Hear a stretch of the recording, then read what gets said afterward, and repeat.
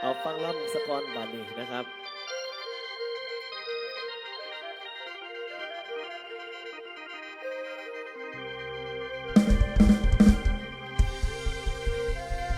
หาดชายย่อยืนหอม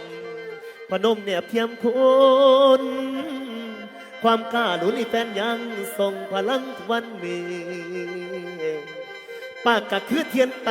ใส่งามแง่งซอง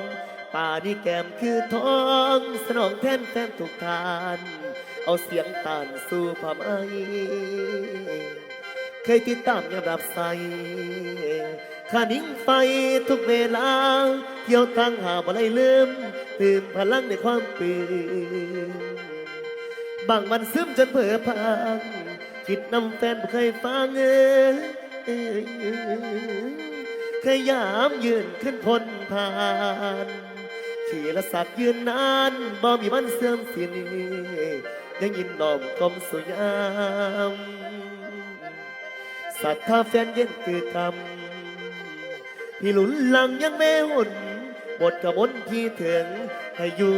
เลิงอย่าลอยลาความเมตตาที่แฟนยืนสนองที่ยืนคือนำส่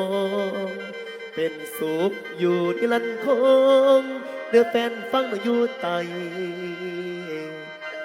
สำราญใดสวัสดีลาเนื้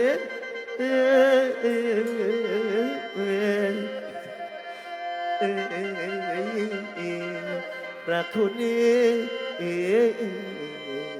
รอเนี่ย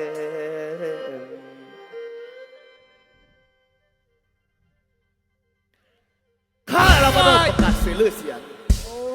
ยจ่าจุมือลูกพญาผู้สูงสักกรอนเหลาเหลือล้นวีรชนเป็นน้ำเอิญโอรสชายพระองค์ใหญ่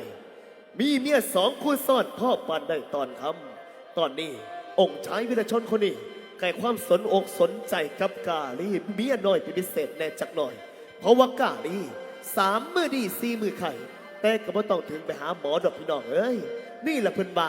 ศาสตร์ว่าไข่ขิงบ่ห่อนผัวได้กระบ่เศร้า